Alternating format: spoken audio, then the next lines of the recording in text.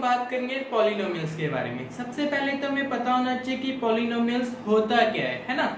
देखिए पॉलिनोमियल्स का मतलब होता है कोई भी एक्सप्रेशन जो a0 a1x plus a2 x2 plus dot dot an x की पावर n की फॉर्म में होती है तो उसे हम बोलते हैं कि वो पॉलिनोमियल है इन x डिग्री ऑफ n, जहां पर an जो होता है वो 0 के बराबर नहीं होता है। ठीक है, पॉलिनोमियल जो होते हैं वो कई प्रकार के होते हैं, जैसे कि लीनियर पॉलिनोमियल। लीनियर पॉलिनोमियल का मतलब होता है जहां पर डिग्री जो होती है वो 1 होती है, मतलब x की जो पावर है 1 के बराबर है, तो उसे हम बोलेंगे कि भाई वो लीनियर पॉलिनोमियल है जहां पर ये वाली वैल्यू जो होगी, मतलब a जो होगा वो 0 के बराबर नहीं होगा, क्योंकि अगर a 0 के बराबर हो जाएगा तो वो लीनियर पॉलिनोमियल नहीं कहलाएगा। ठीक है, फिर दूसरा होता है क्वाड्रेटिक पॉलिनोमियल। क्वाड्रेटिक पॉलिनोमियल का मतलब होता है जिसमें डिग्री जो होती है वो 2 होती है, मतलब x की जो पावर है वो 2 है, यहाँ पर भी सेम a 0 के बराबर नहीं होना चाहिए। फिर एक क्यूबिक पॉलिनोमियल। क्यूबिक पॉलिनोमियल हमारा वो होता है जिसमें हमारे पास डिग्री जो होती है वो 3 होती है, a की पावर जो है वो 3 है। और बायोक्वाड्रेटिक पॉलिनोमियल कौन सा होते हैं? बायोक्वाड्रेटिक पॉलिनोमियल हमारे वो होते हैं जिसमें डिग्री जो होती है वो 4 होती है। ठीक है ना, मतलब वो जो फॉर्म होती है वो होती है ax की पावर 4 प्लस bx की पावर 3 प्लस cx की power 2 plus dx plus e। और लास्ट में हमें जो पढ़ना है वो है zeros of polynomial. Zeros of polynomial का मतलब होता है real number of alpha a zero of polynomial px। मतलब हमारे पास अगर कोई इक्वेशन इस फॉर्म में दे रखी है, ठीक है, और हम यहाँ पर कोई भी ऐसी वैल्यू पुट करें जिससे ये वाली इक्वेशन जीरो हो जाए, उसे हम बोलते हैं जीरो पॉलिनोमियल। और यहाँ पर जो हम वैल्यू पुट करेंगे उसे हम अल्फा से डिनोट करते हैं। अब हम बात करेंगे relation between zeros and coefficient of quadratic polynomial, कि जो जीरोस और कोएफिशिएंट ऑफ क्वाड्रेटिक पॉलिनोमियल के बीच में क्या रिलेशन होता है। ठीक है, इस रिलेशन को जानने के लिए हम लोगों ने क्या किया, अल्फा और बीटा एक क्वाड्रेटिक पॉलिनोमियल के दो जीरोस ले लिए। ठीक है, जीरोस अभी अभी हमने जाना था, जीरोस वो वैल्यू होती है जिसको पुट करने पर आंसर पॉलिनोमियल होता है वो जीरो हो जाता है। मतलब हम ये कह सकते हैं कि जीरोस जो होते हैं वो फैक्टर होते हैं पॉलिनोमियल के, है ना। हमने क्या किया भाई, अल्फा और बीटा, इसका मतलब x जो है अल्फा के बराबर, x बीटा के बराबर है, और हमने जो पॉलिनोमियल लिया वो ax plus bx plus c, जहां पे a नॉट इक्वल्स टू में 0 है। इसका मतलब हम ये कह सकते हैं कि देन वी से, क्या कह सकते हैं हम लोग कि x माइनस में अल्फा, ठीक है, और x माइनस में beta is factor of px, है ना, क्योंकि हम लोगों ने मान रखा है। अब देखिए, अब हम क्या करेंगे, इक्वेशन को सॉल्व करते हैं, तो हमारे पास क्या हो जाएगा, यहां पर हम लोगों ने k एक कांस्टेंट ले लिया है और ये वाले इसके फैक्टर। अब हम ब्रैकेट को खोलते हैं तो ये हो जाएगा ax का स्क्वायर प्लस bx प्लस में c, और ये k है हमारे पास एज इट इज। इसके ब्रैकेट को खोलेंगे तो पहले x को पूरे इससे मल्टीप्लाई करेंगे, x को पूरे से मल्टीप्लाई करेंगे, माइनस में अल्फा को पूरे से मल्टीप्लाई करेंगे। तो जब ब्रैकेट खोलेंगे तो ये वाला हमारे पास ऐसा का ऐसा ही, ठीक है, और ये हो जाएगा k, यहाँ पर x का स्क्वायर माइनस में बीटा x माइनस में x अल्फा x, और ये minus minus plus alpha beta, है ना।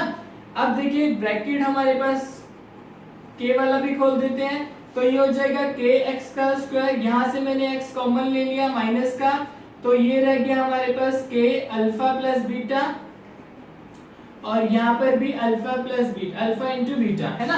अब हम क्या करेंगे, कंपेयर करेंगे, compare the coefficient of quadratic polynomial. अब हम क्या करेंगे, इनके कोएफिशिएंट को कंपेयर करेंगे। कोएफिशिएंट को कंपेयर करने का मतलब है जो भी लाइक टर्म होंगे उन लोगों को उनको हम क्या करेंगे, कंपेयर करेंगे। मतलब हम इसको इससे कंपेयर करेंगे, इसको इससे कंपेयर करेंगे, और इसको इससे कंपेयर करेंगे, है ना। तो हमारे पास क्या a x स्क्वायर का कोएफिशिएंट है वो किसके बराबर आ गया, k के बराबर आ गया। b जो है वो किसके बराबर आ गया, b इक्वल्स टू में माइनस का k और यहाँ पर अल्फा प्लस बीटा, और c जो हमारे पास किसके बराबर आ गया, c इज इक्वल टू में k अल्फा बीटा।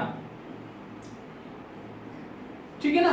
अब हमारे पास देखिए k a के बराबर है, तो मैं यहाँ पे b इज इक्वल टू में यहाँ पर माइनस का a लिख सकता हूँ अल्फा प्लस में बीटा, है ना। और यहाँ पर भी मैं c इज इक्वल टू में a और यहाँ पर alpha plus alpha into beta लिख सकता हूँ। क्यों, क्योंकि k जो है वो a के बराबर है। यहाँ से मैं अगर अल्फा प्लस बीटा की वैल्यू निकालूं तो ये मेरे पास आएगा b अपॉन में माइनस a, जिसे मैं लिख सकता हूँ क्या, माइनस b अपॉन में a, है ना।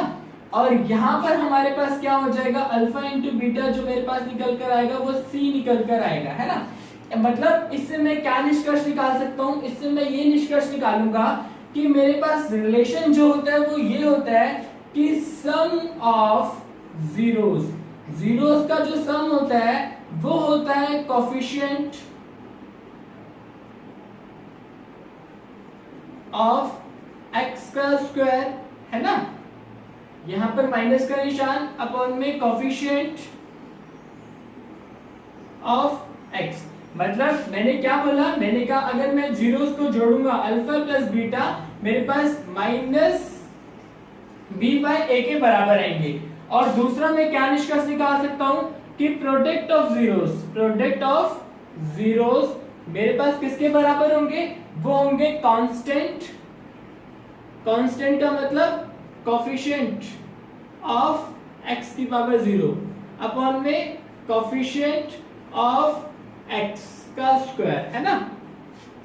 तो मेरे पास यहां पर x है, यहां पर x का स्क्वायर है, तो अल्फा और बीटा में दोनों को मल्टीप्लाई करूंगा तो मेरे पास ये आ जाएगा c अपॉन में a। तो रिलेशन मेरे पास क्या निकल कर आया, जो सम होता है कोफिशिएंट का, सम होता है जीरोस का अल्फा प्लस बीटा, वो माइनस b अपॉन में a के बराबर होता है। प्रोडक्ट जो होता है वो c अपॉन में a के बराबर होता है ना।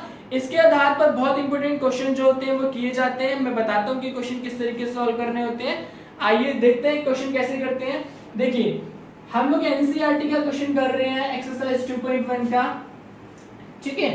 देखिए हमारे पास एक क्वेश्चन है 4, यहाँ पर मैंने x ले लिया है, यहाँ पर भी 4 है और यहाँ पर 1, ठीक है, इक्वल्स टू में 0। सबसे पहले मुझे middle term splitting method use करना होता है। मिडिल टर्म स्प्लिटिंग में क्या होता है कि मिडिल टर्म को हम लोग स्प्लिट करते हैं और बाकी दोनों टर्म ऐसे के ऐसे ही रखते हैं, है ना। सबसे पहले क्या करना होता है, इस वाले टर्म को इस वाले टर्म से हमें मल्टीप्लाई करना होता है ना। इस वाले को इस वाले से मल्टीप्लाई करेंगे, देखिए ये वाला ऐसा कैसे ही रहेगा, मल्टीप्लाई करेंगे तो 4 आएगा, मतलब जोड़ने पर भी 4 आना चाहिए और मल्टीप्लाई करने पर भी 4 आना चाहिए। इस तरीके से हमें मिडिल टर्म को स्प्लिट करना है ना। तो हमने क्या किया, इसके फैक्टर कर दिए 2 और 2 और ये वाला 1 एज इट इज, ठीक है। मैं एक बार दोबारा बताता हूं, मैंने इन दोनों को मल्टीप्लाई किया है, मल्टीप्लाई करने पर मेरे पास आया 4 को मैंने इस तरीके से अरेंज किया कि मेरे पास जोड़ने पर भी 4 ही आए, है ना। अब देखिए इन दोनों में कॉमन क्या है, इन दोनों में 2 कॉमन है, मैंने यहाँ से 2 कॉमन ले लिया, यहाँ पे रह गया 1, यहाँ पर 1 कॉमन है, 2x प्लस में 1 इक्वल्स टू में 0। तो देखिए अब ये दोनों में कॉमन है, मैंने यहाँ से 2x प्लस में 1 कॉमन ले लिया और ये वाला मेरे पास रह गया 2x प्लस में 1 इक्वल्स टू में 0, है ना। अब देखिए मैं बारी बारी से दोनों को 0 के बराबर पुट करूंगा ताकि मैं जीरोस निकाल सकूं, मतलब अल्फा और बीटा की वैल्यू निकाल सकूं। 2x इज इक्वल टू में -1, 2x इज इक्वल टू में -1, x इज इक्वल टू में -1/2 और x इज इक्वल टू में -1/2। ये मेरे पास जो अल्फा की वैल्यू निकल कर आई है -1/2 और अल्फा की वैल्यू बीटा की जो वैल्यू निकल कर आई है वो -1/2 निकल कर आई है ना। अब मैं एक बार वेरीफाई करता हूं कि भाई क्या ये चीज सही है या नहीं है, ठीक है।